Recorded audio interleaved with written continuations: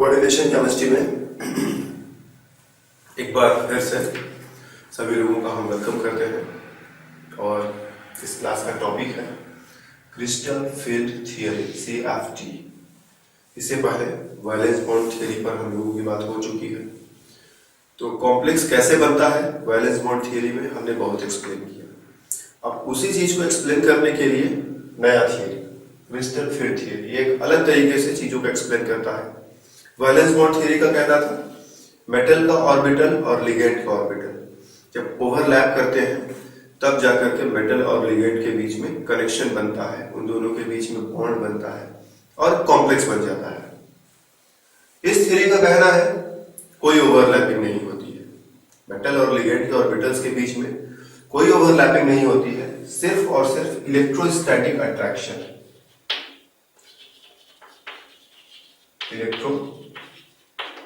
Static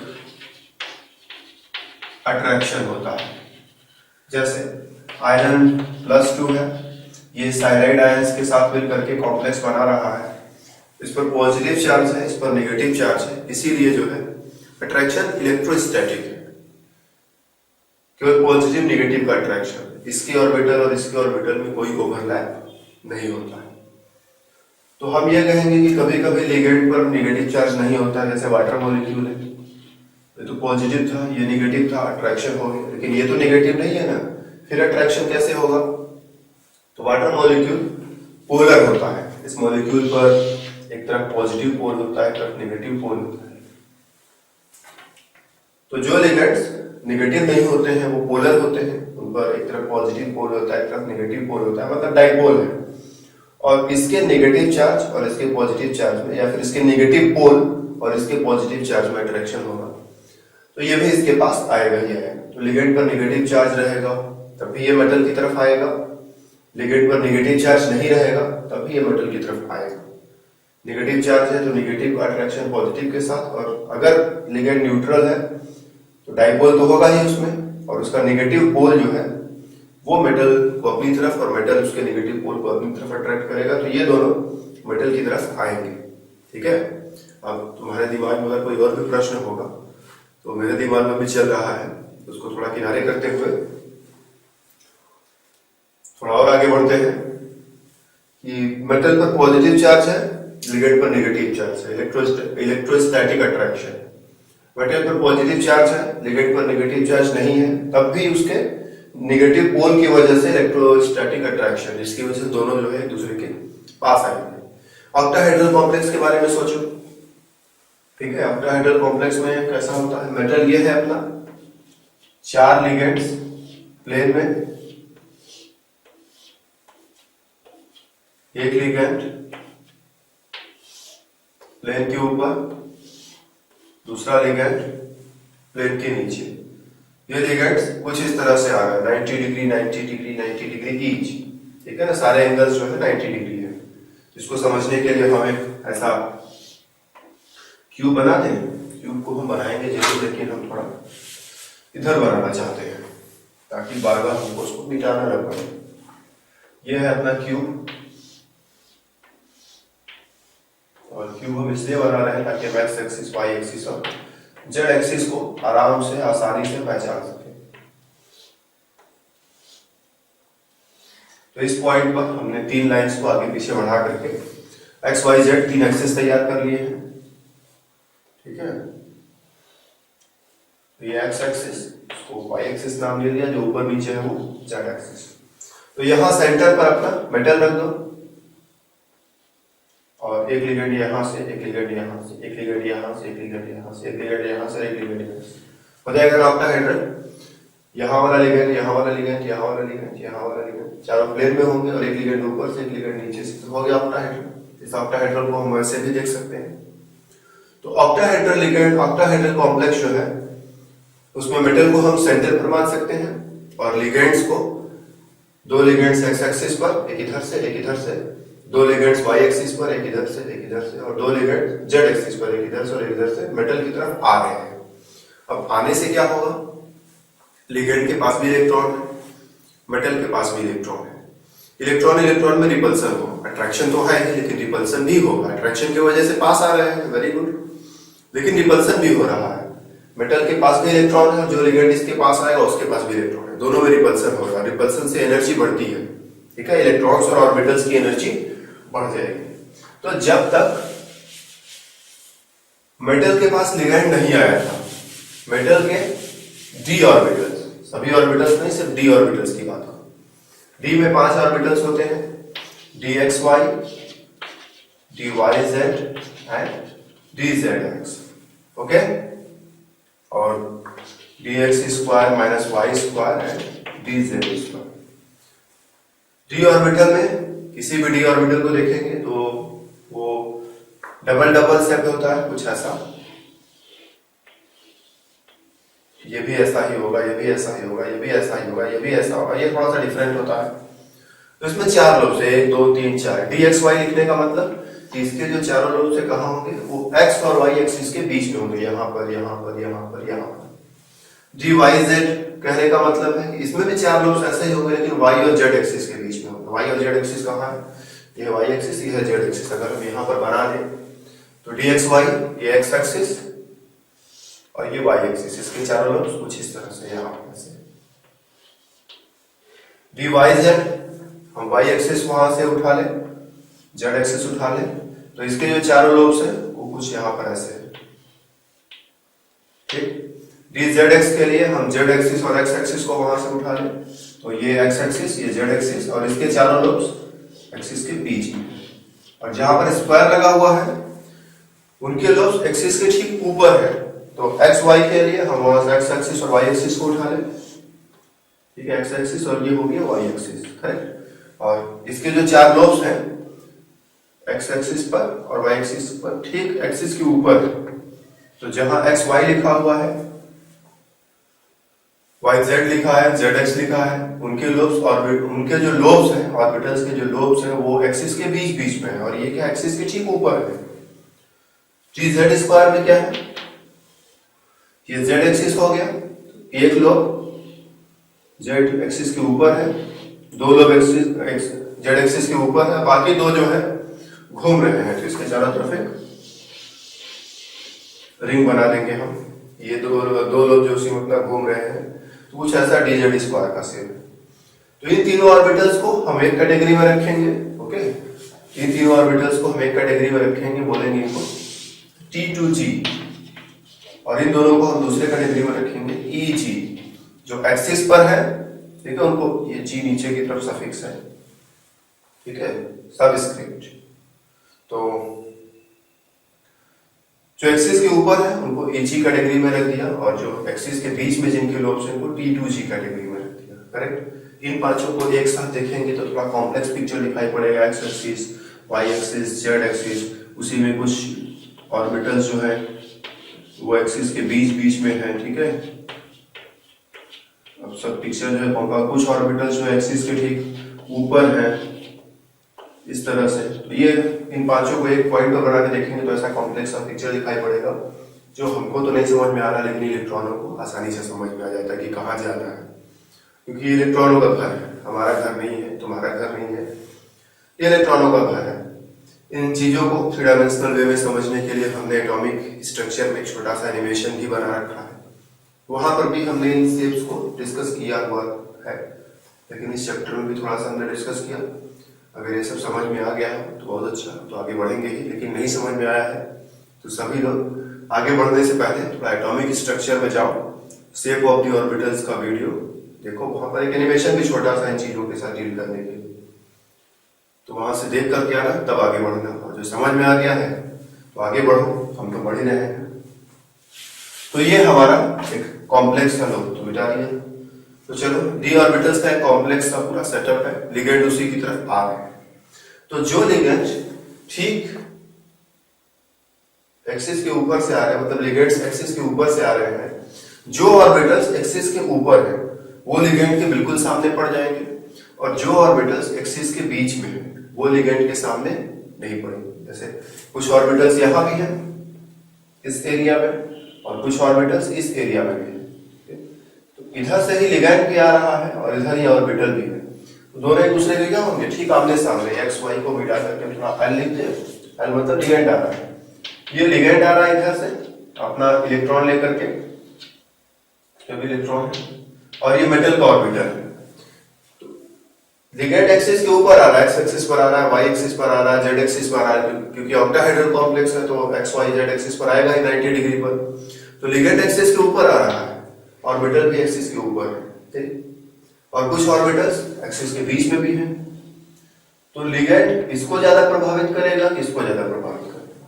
repulsion यहां और यहां के इलेक्ट्रॉनों में ज्यादा होगा, यहां और यहां के इलेक्ट्रॉनों में ज्यादा होगा। तो आंसर है कि रिपल्सन जो है यहां और यहां के इलेक्ट्रॉनों में ज्यादा होगा, इन दोनों में रिपल्सन कम होगा।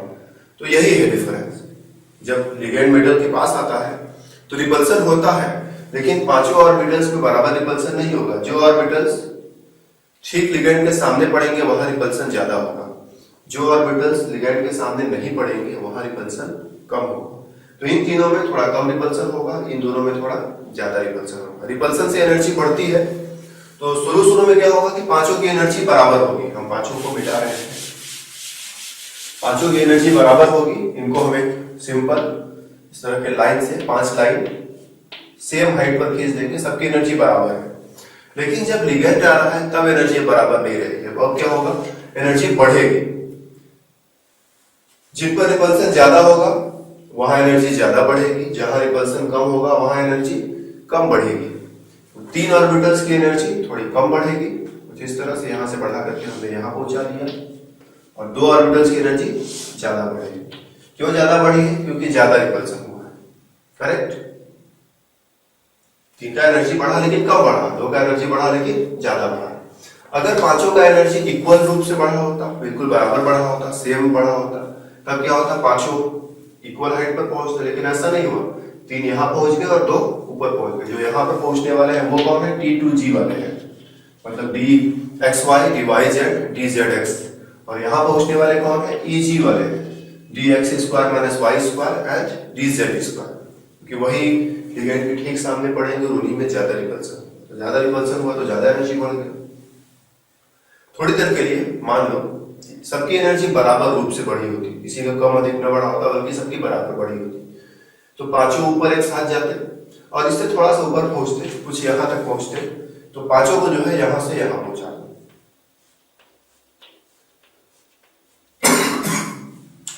ये इमेजिनरी है, हाइपोथेटिकल, ऐसा होता नहीं है। फिर भी हम थोड़ी देर के लिए मान रहे हैं कि पांचों की एनर्जी अगर बराबर बढ़ी होती, लिगेंड जो है पांचों को बराबर रूप से प्रभावित करता, तो कुछ ऐसा सिचुएशन हमें मिलता है। इसको हम नाम देते हैं बैरी सेंटर, ठीक है, बैरी सेंटर, या फिर हाइपोथेटिकल एक्साइटेड स्टेट भी कह सकते हो। हाइपोथेटिकल मतलब जो काल्पनिक है, हाइपोथेटिकल एनर्जी लेवल या एक्साइटेड स्टेट, जो भी नाम रखा है रख लो। बैरी सेंटर इसको हम कह सकते हैं। यहां से जरा देखो, पांचों की एनर्जी बढ़ती तो यहां तक पहुंचती, लेकिन ऐसा नहीं हुआ। 3 यहां पहुंचे, 2 यहां पहुंचे। अब यहां से मत देखो, यहां से देखो, यहां से जरा इसको और इसको देखो, तो ऐसा लगेगा कि यहां से 2 की एनर्जी जो है कम हो गई और 3 की एनर्जी बढ़ गई। तो हम लोग मोस्ट ऑफ द टाइम इस डायग्राम का यूज करेंगे, इसका यूज नहीं करेंगे, बल्कि डायग्राम के इस हिस्से का यूज करेंगे कि 5 ऑर्बिटल्स जिनकी एनर्जी इक्वल होनी चाहिए थी वो इक्वल नहीं हो रही है लिगेंड आने पर। 2 की एनर्जी ज्यादा हो जा रही है और 3 की एनर्जी कम हो जा रही है। कहां से? बैरी सेंटर से। तो 2 की एनर्जी ज्यादा हो गई और 3 की एनर्जी कम हो गई। किसकी कम हुई है? T2G सेट वालों की, मतलब dxy dyz एंड dzx। इसकी बढ़ी है EG सेट की, dx² - y² एंड dz²। तो पहले क्या था? पांचों की एनर्जी बराबर थी और बराबर रहती अगर ये पांचों ऑर्बिटल्स पर लिगेंड का प्रभाव एक जैसा पड़ता, लिगेंड एक तरह से सबको प्रभावित करता, सबको अफेक्ट करता। लेकिन ऐसा नहीं हुआ। लिगेंड ने 2 को ज्यादा रिपल्सन किया और 3 को कम रिपल्सन किया, क्योंकि 2 उसके सामने पड़ गए, उसको बढ़िया सा रिपल्सन कर दिया। जो सामने नहीं पड़े उसको कम रिपल्सन किया, और इस तरह से डीजेनरेसी खत्म हो गई। जब तक एनर्जी बराबर होता है बोलते हैं कि ये क्या है? डीजेनरेट ऑर्बिटल्स है। डीजेनरेट ऑर्बिटल्स मतलब जिनकी एनर्जी बराबर हो। तो अभी पांचों की एनर्जी बराबर थी, सब कुछ डीजेनरेट था, लेकिन अभी यहाँ पर डीजेनरेसी खत्म हो गई। अब they are no longer degenerate, अभी डीजेनरेट नहीं है। 3 की एनर्जी बैरी सेंटर से कम, 2 की एनर्जी ज्यादा, और ये बीच में गैप आ गया। इस गैप को अगर हम देखें तो इस गैप को हम 10 dq लिख सकते हैं, 10 dq, या फिर इसी को हम डेल्टा ओ लिख देते हैं। डेल्टा ओ मतलब स्प्लिटिंग, इसको बोलते हैं crystal field splitting, crystal field splitting. और ये जो है इसको क्रिस्टल फील्ड स्प्लिटिंग डायग्राम बोलते हैं, क्रिस्टल फील्ड स्प्लिटिंग डायग्राम। अगर हम इसको मान लें 0 लेवल, तो ये 0 से नीचे और ये 0 से ऊपर है। ये कितना नीचे है? 4 dq नीचे है, ठीक है ना। ये कितना नीचे है? 4 dq नीचे, -4 dq। ये कितना ऊपर है? थोड़ा सा इससे ज्यादा है, इसको थोड़ा सा और ऊपर बढ़ाएंगे हम। ये जो है 6 dq ऊपर है। तो +6 एंड +6 कितना हो गया? +12। -4 -4 -4 -12। तो ये तीनों मिल करके जितना नीचे गए हैं, ये दोनों मिल करके उतना ऊपर गए हैं। ये है फिलॉसफी। जितना नीचे जितना इनकी एनर्जी कम हुई है, उतना ही इनकी एनर्जी बढ़ी है। तो -4 -4 -4 -12 हो जाएगा, +6 +6 +12 हो जाएगा। नेट रिजल्ट है 0। टोटल एनर्जी अभी भी इसी के बराबर है, ठीक है ना। लेकिन ये दोनों थोड़ा सा ज्यादा ऊपर गए हैं क्योंकि सिर्फ 2 है, और ये दोनों थोड़ा कम नीचे गए हैं क्योंकि 3 है। तो +12 को 2 भागों में डिवाइड कर दिया है, -12 को 3 भागों में डिवाइड कर दिया है। सो -4 -4 -4 एंड ये +6 एंड +6। तो ये है crystal field splitting diagram, correct. अब ये जो स्प्लिटिंग है, कभी कम होता है, कभी ज्यादा होता है। It depends on the ligand. Ligand मजबूत है, ठीक है, खूब स्ट्रॉन्ग है तो स्प्लिटिंग ज्यादा होगा। लिगेंड कमजोर है तो स्प्लिटिंग कम होगा। It also depends on metal. अगर मेटल पर चार्ज बहुत कम है, ठीक है, वो अट्रैक्शन कम कर रहा है, लिगेंड के पास उतना नहीं आएगा। जब पास आएगा तभी तो रिपल्सन होगा, तभी तो स्प्लिटिंग होगी। तो मेटल पर अगर बहुत ज्यादा चार्ज है या फिर मेटल लिगेंड को बहुत ज्यादा अच्छे से अट्रैक्ट कर रहा है तो स्प्लिटिंग अच्छा होता है, अदरवाइज स्प्लिटिंग कम होता है। तो फिलहाल हम मेटल को छोड़ रहे हैं, हम लिगेंड पर फोकस कर रहे हैं। ये जो स्प्लिटिंग हो रही है, कभी कम होती है और कभी ज्यादा होती है, ठीक है। तो क्रिस्टल फील्ड स्प्लिटिंग का यही कहना है कि लिगेंड और मेटल में ऑर्बिटल का ओवरलैप नहीं होता, केवल इलेक्ट्रोस्टैटिक अट्रैक्शन है। लिगेंड के पास आने से मेटल के डी ऑर्बिटल की डीजेनरेसी खत्म, मेटल के डी ऑर्बिटल की डीजेनरेसी खत्म हो गई। पहले उनकी एनर्जी इक्वल थी, लेकिन अब 2 लेवल में बढ़ गया। ईजी सेट नीचे की तरफ और T2G सेट नीचे की तरफ और ईजी सेट ऊपर की तरफ। और इस गैप को हम 10 dq या डेल्टा ओ से दिखा रहे हैं। यही है क्रिस्टल फील्ड थ्योरी के 2 इंपॉर्टेंट पॉइंट्स। तीसरा पॉइंट, ये स्प्लिटिंग जो है, ये गैप जो है यहां से यहां तक का, डिपेंड करता है लिगेंड और मेटल के नेचर पर। तो मेटल को तो बाद में डिस्कस करेंगे, पहले लिगेंड की बात करो। अगर लिगेंड वीक है, ठीक है, लिगेंड वीक है तो ये स्प्लिटिंग कम होती है। ये हो गया 5 ऑर्बिटल। वीक लिगेंड के केस में कुछ ऐसा होगा। और अगर यही लिगेंड स्ट्रांग होगा तब क्या होगा, ठीक है। अगर यही लिगेंड स्ट्रांग होगा तो थोड़ा इस डायग्राम को और मॉडिफाइड बनाना चाहते हैं। इसको हम 2 साइड कर रहे हैं। ये है 5 ऑर्बिटल। अगर वीक लिगेंड है, 2 ऑर्बिटल्स की एनर्जी ऊपर, 3 ऑर्बिटल्स की एनर्जी नीचे, ठीक है। और ये हो गया स्प्लिटिंग। और अगर उसी मेटल के पास 6 स्ट्रॉन्ग लिगेंड आ जाए तब क्या होगा, फिर से 2 ऑर्बिटल्स की एनर्जी ऊपर और 3 ऑर्बिटल्स की एनर्जी नीचे। डिफरेंस क्या है इन दोनों में? मेटल तो वही है, कमजोर लिगेंड आया तो स्प्लिटिंग कम हो गई, मजबूत लिगेंड आया तो स्प्लिटिंग ज्यादा। ये है डिफरेंस। अब इससे डिफरेंस आएगा, इलेक्ट्रॉन जब भरना पड़ेगा हमें, मान लो डी में 5 इलेक्ट्रॉन है, हमें 5 इलेक्ट्रॉन भरना है। तो 5 इलेक्ट्रॉन कैसे भरेंगे? पहला इलेक्ट्रॉन तो यहां भरेंगे, ठीक, दूसरा इलेक्ट्रॉन यहां जाएगा, तीसरा इलेक्ट्रॉन यहां जाएगा, चौथा कहां जाएगा? यहां जाएगा या यहां पर पेयरिंग करेंगे। इसमें भी वही बात है, एक इलेक्ट्रॉन यहां आएगा, दूसरा यहां आएगा, तीसरा यहां आएगा, चौथा कहां जाएगा? ऊपर जाएगा या नीचे पेयरिंग होगा। तो आंसर है कि देखो, इलेक्ट्रॉन को ऊपर जाने के लिए इतना बड़ा एनर्जी का जो पहाड़ है, एनर्जी का जो गैप है, उसको जंप करना होगा, करेक्ट। इलेक्ट्रॉन को जो है यहाँ जाने के लिए कुछ तो एनर्जी खर्च करना पड़ेगा ना, कि इतना बड़ा गैप पार करके वहां जाकर रहे, या फिर वो यहीं पर रह जाए।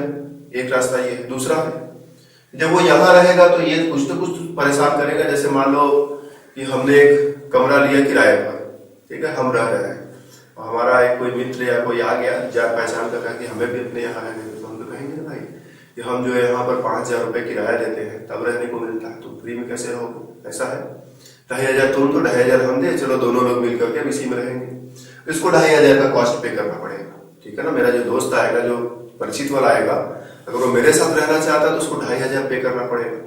अब सपोज हमारे घर से 2 किलोमीटर आगे या थोड़ा दूर पर एक दूसरा कमरा अवेलेबल है जो सिर्फ 2,000 रुपए में मिल रहा है, तो वो कहेगा 2,500 रुपए देकर के तुम्हारे साथ रहने से अच्छा है कि हम 2,000 देकर के अलग से बिल्कुल सेपरेट कमरा ले, अच्छा अकेले घर ले, वहां पर हम अकेले रहेंगे, आराम से रहेंगे, चैन से रहेंगे, तुमको नहीं झेलना पड़ेगा।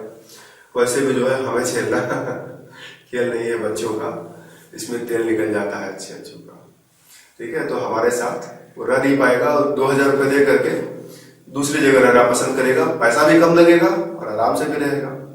अब मान लो कि जो दूसरा वाला कमरा है उसका किराया है 12,000 रुपए, तो सोचेगा उधर जाएंगे तो 12,000 हमारा खर्च हो जाएगा, इसके साथ रह ले तो 2,500 में काम बन जाएगा, तो वो 2,500 में काम बना लेगा और हमारे साथ रहने आ जाएगा, ठीक है। पैसे जितने रहेंगे भाई उसी हिसाब से तो काम करेगा ना आदमी। तो उधर जाएगा दूसरे कमरे में तो 12,000 रुपए खर्च करने पड़ेंगे, साथ में रहेगा तो सिर्फ जो है 2,500 में काम हो जाएगा। बहुत डिफरेंस है। तो कहेगा चलो तुम्हारे साथ ही रह लेते, थोड़ी परेशानी झेलेंगे लेकिन क्या करें, पैसे है नहीं 12,000 तो तुम्हारे साथ ही रहना पड़ेगा। तो वही हाल यहाँ इलेक्ट्रॉन है। चौथा इलेक्ट्रॉन जो है यहाँ जाएगा कि यहाँ रहेगा, इट डिपेंड्स ऑन सिचुएशन। बहुत दूर जाना है, ठीक है ना, बहुत बड़ा गैप है, इतना बड़ा जंप मारेगा, इतना बड़ा गड्ढा है, कहीं मान लो यहाँ से जंप मारा, यहाँ जाने की पहले गिर गया गड्ढे में, तो इलेक्ट्रॉन को डर लग रहा है कि यहाँ तक बहुत दूर जाना है, कैसे जाए, थोड़ा कष्ट होगा लेकिन यही जगह चलो रह लेते हैं। और यहाँ क्या है कि यहाँ जाना है, थोड़ा सा गैप है, चलो जंप कर जाते हैं, वहां चलेंगे तो चैन से रहेंगे और अकेले रहेंगे, कोई परेशान नहीं करेगा, जबकि यहाँ रहेंगे तो सब हमें परेशान करेंगे। तो यहाँ पर चौथा इलेक्ट्रॉन ऊपर भाग जाता है, ठीक है, चौथा इलेक्ट्रॉन ऊपर भाग जाता है, जबकि यहाँ पर चौथा इलेक्ट्रॉन ऊपर नहीं जा पाता, वो यहाँ आता है। पांचवा इलेक्ट्रॉन यहाँ आएगा, छठवां इलेक्ट्रॉन होगा तो यहाँ आएगा, जबकि यहाँ क्या है, चौथा भी ऊपर गया, पांचवा कहाँ जाएगा, पांचवा यहाँ जाएगा, ठीक है। छठवां रहेगा तो अब वो छठवां यहाँ, सातवां यहाँ, आठवां यहाँ, 9 नंबर वाला इलेक्ट्रॉन यहाँ, 10 नंबर वाला इलेक्ट्रॉन यहाँ। और इसमें क्या है, पहला यहाँ, दूसरा यहाँ, तीसरा यहाँ, चौथा, पांचवा, छठवां यहाँ, फिर 7 नंबर का इलेक्ट्रॉन यहाँ, 8 नंबर का इलेक्ट्रॉन यहाँ, 9 नंबर का इलेक्ट्रॉन यहाँ, 10 नंबर का इलेक्ट्रॉन यहाँ। तो इलेक्ट्रॉन भरने का तरीका जो है दोनों में अलग अलग है। जब गैप ज्यादा हो जा रहा है तो इलेक्ट्रॉन ऐसे भर रहे हैं, गैप कम हो जा रहा है तो इलेक्ट्रॉन इस तरह से भर रहे हैं। क्यों है, तो वही कॉस्ट वाली बात, पैसे की बात तो नहीं चलती, इलेक्ट्रॉनों में पैसा तो नहीं चलता, लेकिन वहां एनर्जी चलती है, एनर्जी का कॉस्ट, कहां पर ज्यादा एनर्जी पे करना पड़ेगा, ठीक है। सिस्टम चाहता है लोवेस्ट एनर्जी में रहना, ये इतना बड़ा एनर्जी गैप है। मान लो एनर्जी गैप जो है सपोज 2000 यूनिट का है, किसी यूनिट में इसका वैल्यू 2000 है, और यहां पे रहने के लिए उसको कुछ ना कुछ तो एनर्जी पे करना ही पड़ेगा। सपोज ये एनर्जी जो है 500 पे करना होगा, तो वो 2000 का एनर्जी बढ़ाना चाहेगा या 500 की एनर्जी बढ़ाना चाहेगा। जब भी इलेक्ट्रॉन अगला इलेक्ट्रॉन ऐड होगा तो एनर्जी बढ़ेगी, यहाँ पर जो एनर्जी बढ़ेगी उसको बोलेंगे पेयरिंग एनर्जी, और यहाँ पर जो एनर्जी होगी वो होगा क्रिस्टल फील्ड स्प्लिटिंग एनर्जी, इसको बोलेंगे क्रिस्टल फील्ड स्प्लिटिंग एनर्जी। और यहाँ पर जो एनर्जी जा रहा है वो पेयरिंग एनर्जी। पेयरिंग एनर्जी 500 है, 500 एनर्जी का कॉस्ट पे करके इलेक्ट्रॉन यहाँ रह सकता है, या फिर 2000 एनर्जी का कॉस्ट पे करके इलेक्ट्रॉन यहाँ जा सकता है। तो कौन सा रास्ता वो अपनाएगा, डेफिनेटली 500।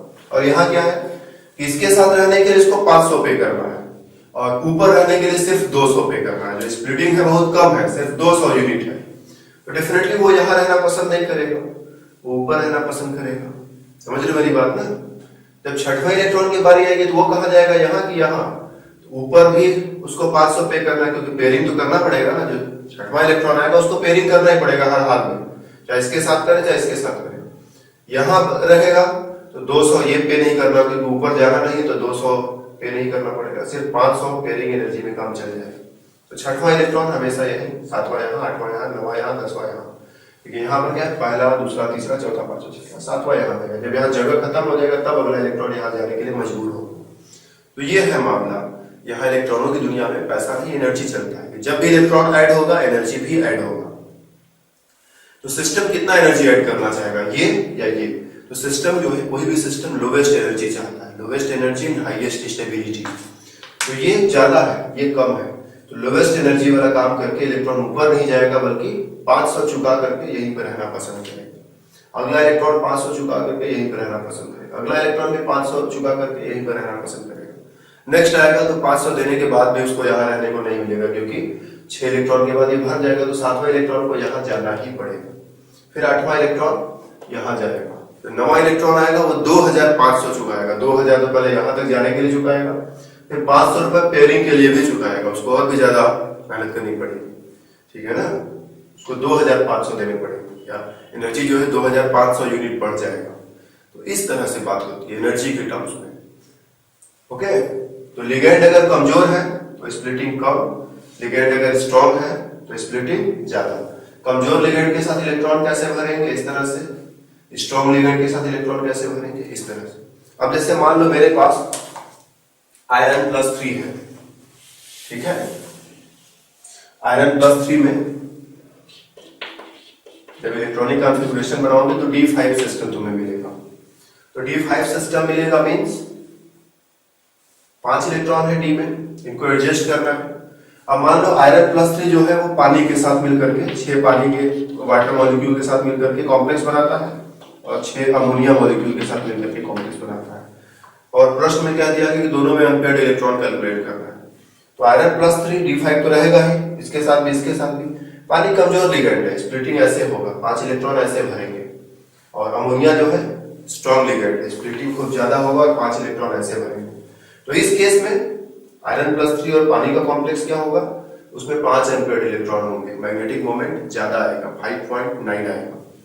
ये इस केस में सिर्फ एक अनपेयर्ड इलेक्ट्रॉन दिखाई पड़ेगा। जब आयरन और अमोनिया का कॉम्प्लेक्स बनेगा तो सिर्फ एक अनपेयर्ड इलेक्ट्रॉन दिखाई पड़ेगा, क्योंकि 5 इलेक्ट्रॉन इस तरह से एडजस्ट होंगे।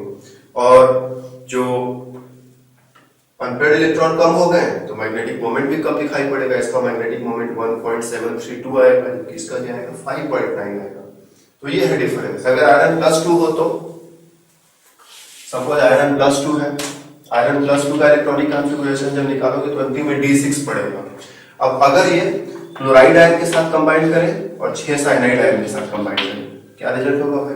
क्लोराइड आयन वीक है तो स्प्लिटिंग ऐसा होगा, तो पहला इलेक्ट्रॉन, दूसरा इलेक्ट्रॉन, तीसरा इलेक्ट्रॉन, चौथा, पांचवा, छठवां नीचे आ जाएगा यहाँ पर, करेक्ट। तो 4 अनपेयर्ड इलेक्ट्रॉन दिखाई पड़ेंगे। साइनाइड बहुत स्ट्रॉन्ग है, स्प्लिटिंग इस तरह से होगा। और 6 इलेक्ट्रॉन कैसे एडजस्ट होंगे, 1 2 3 4 5 6। तो यहाँ पर 4 अनपेयर्ड इलेक्ट्रॉन दिखाई पड़ेंगे, मैग्नेटिक मोमेंट कैलकुलेट करोगे तो 4.9 आएगा। और यहाँ पर अनपेयर्ड इलेक्ट्रॉन 0 है और ये डायामैग्नेटिक है, ठीक है ना। ये तो पैरामैग्नेटिक हो जाएगा, इन दोनों का कॉम्प्लेक्स क्या होगा, पैरामैग्नेटिक होगा। लेकिन इन दोनों का कॉम्प्लेक्स क्या होगा, वो डायामैग्नेटिक हो जाएगा, क्योंकि इसमें अनपेयर्ड इलेक्ट्रॉन नहीं। तो हम लोग स्पेशली इस क्रिस्टल फील्ड थ्योरी का यूज अनपेयर्ड इलेक्ट्रॉन के लिए ही करते हैं। हम लोग इससे शेप नहीं बता सकते कि शेप कैसा होगा। हम लोग हाइब्रिडाइजेशन की बात यहाँ नहीं करते, क्योंकि यहाँ पर हाइब्रिडाइजेशन जैसा कुछ बोला ही नहीं गया है। यहाँ पर सिर्फ स्प्लिटिंग देख करके इलेक्ट्रॉन पता कर सकते हैं कि अनपेयर्ड इलेक्ट्रॉन किसमें कम होगा, इसमें ज्यादा होगा, मैग्नेटिक बिहेवियर किसका कम होगा, किसका ज्यादा होगा। तो ये सब चीजें हम इससे एक्सप्लेन कर सकते हैं। तो ये जो है, हम ये नहीं कहेंगे कि वैलेंस बॉन्ड को कैंसिल करके इसको यूज करो, वैलेंस बॉन्ड भी यूज करो और इसका भी यूज करो, दोनों को यूज करके कॉम्प्लेक्स को समझने की कोशिश करो, ठीक है ना। वैलेंस बॉन्ड से भी समझने की कोशिश करो, इससे भी समझने की कोशिश करो। एग्जाम में जो पूछा जाता है वो लिखो, लेकिन समझना वैलेंस बॉन्ड थ्योरी से भी है, इससे भी। तो ऑक्टाहेड्रल कॉम्प्लेक्स में क्रिस्टल फील्ड थ्योरी हमने लगाया, d ऑर्बिटल्स का स्प्लिटिंग किया। लिगेंड स्ट्रॉन्ग है तो स्प्लिटिंग ज्यादा, लिगेंड कमजोर है तो स्प्लिटिंग कम। उसके बाद इलेक्ट्रॉन कैसे भरेंगे, उन सबको देख करके हम मैग्नेटिक बिहेवियर एक्सप्लेन कर सकते हैं। सपोज हमारे पास कोबाल्ट +2 है, ठीक है, कोबाल्ट +2, इसमें D7 होता है। ये जो D5 D7 D6 सब डायरेक्ट लिख दे रहे हैं, तुम लोगों को भी इतना आना चाहिए। ऐसा नहीं कि कोबाल्ट +2 मिल गया तो जो है हम आधे घंटे के बाद जूझ करके उसमें से निकाल करके लाएंगे कि नहीं ये D7 सिस्टम है या D6 सिस्टम है या D5 सिस्टम है, जो भी कैलकुलेट करके लाए वो भी गलत। तो आधे घंटे नहीं जूझना है, रिजल्ट तुरंत होना चाहिए। तो इसके लिए हम छोटा सा तुम लोगों को रेडीमेड टेबल दे दे रहे हैं, scandium titanium, palladium, chromium, manganese, iron, cobalt, nickel, copper, zinc. अगर इन सब पर +2 चार्ज रहे तो करेक्ट, +2 चार्ज है तो स्कैंडियम +2 में D1 इलेक्ट्रॉनिक कॉन्फ़िगरेशन अंतिम में दिखाई पड़ता है। इसमें D2, 3D1, 3D2, 3D3, 3D4, 3D5, 3D6, 3D7, 3D8, 3D9 और 3D10। तो ये 21 से 30 तक, ठीक है ना, 21, 22, 23, 24, 25, 26, 27, 28, 29, 21 है तो यहाँ भी 1 है, 22 है तो यहाँ भी 2 है, 23 है तो 3, 24 के लिए 4, 25 and 5, 6 and 6, 7 and 7, 8 and 8, 9 and 9, 10 and 10, 30 and 10। तो इस तरह से इस टेबल का यूज करके काम को थोड़ा स्पीड में किया जा सकता है। इलेक्ट्रॉनिक कॉन्फ़िगरेशन बनाना सबको आता है, सब लोग बना करके चेक कर सकते हो ये कहाँ से आया है, इसके लिए कोई बहुत बड़ा एक्सप्लेनेशन नहीं है। स्कैंडियम +2 से लेकर के जिंक +2 तक का इलेक्ट्रॉनिक कॉन्फ़िगरेशन बना करके देखो, ऐसा ही तुम्हें मिलेगा। जब हमें +2 का पता है तो +3 बताने में हमें कितना टाइम लगेगा। अगर आयरन +3 हो जाए तो आयरन +2 में अगर D6 है तो +3 के लिए एक इलेक्ट्रॉन और उड़ा दो, D5 हो जाएगा।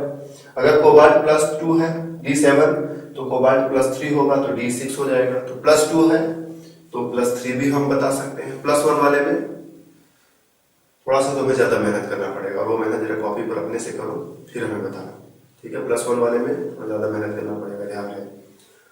तो +2 का ये हो गया, +3 बनाना होगा तो इसी में से एक इलेक्ट्रॉन और उड़ा दो, +3 हो जाएगा। उसी टेबल को यूज कर लो। कोबाल्ट +2 इज D7 और मान लो इसके साथ हम पानी के 6 मॉलिक्यूल्स लगा देते हैं और एक कॉम्प्लेक्स बनाते हैं, और अमोनिया के 6 मॉलिक्यूल्स लगाते हैं और कॉम्प्लेक्स बनाते हैं, तो क्या दोनों में अनपेयर्ड इलेक्ट्रॉन सेम होंगे? तो आंसर है, देखते हैं। 7 इलेक्ट्रॉन है, पानी वीक लिगेंड है तो स्प्लिटिंग तो ऐसे ही होगा। 7 इलेक्ट्रॉन कैसे भरोगे भाई? 1 2 3 4 5, छठवां यहाँ है, सातवां यहाँ है। कितने अनपेयर्ड इलेक्ट्रॉन है पानी के साथ? 1 2 3 अनपेयर्ड इलेक्ट्रॉन है और मैग्नेटिक मोमेंट निकालोगे तो समथिंग 3.9 दिखाई पड़ेगा। इस केस में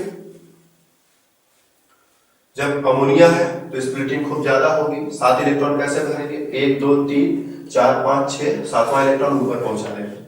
तो कितना अनपेयर्ड इलेक्ट्रॉन है? सिर्फ एक अनपेयर्ड इलेक्ट्रॉन है। मैग्नेटिक मोमेंट जब कैलकुलेट करोगे तो 1.732 तो कोबाल्ट वही कोबाल्ट है, लेकिन लिगेंड बदल जाने से अनपेयर्ड इलेक्ट्रॉन देखो चेंज हो जा रहा है और मैग्नेटिक मोमेंट जो है बदल जा रहा है।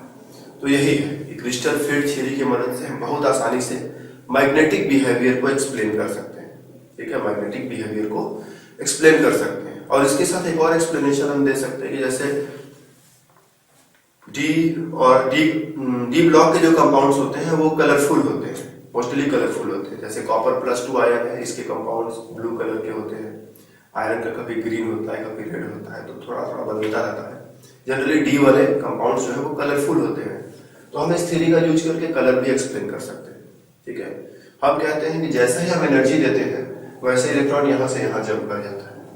तो अगर ये एनर्जी एब्जॉर्प्शन जो इलेक्ट्रॉन ने किया है वो विजिबल रीजन में, विजिबल रीजन समझते हो ना, जैसे सूरज की लाइट है तो उसमें विजिबल रीजन होता है, इसको तुम लोग विब्ग्योर के नाम से भी जानते हो। तो कोई भी मटेरियल एनर्जी एब्जॉर्ब कर रहा है, अगर वो विजिबल रीजन से एनर्जी को एब्जॉर्ब कर रहा है तो वो कलरफुल दिखाई पड़ेगा। तो जो विजिबल रीजन होता है उसकी बात हम करें थोड़ी सी, तो विब्ग्योर कह सकते हैं, तो है ना, VIBGYOR। सूरज की धूप में 7 रंग होते हैं, violet, indigo, blue, green, yellow, orange and red.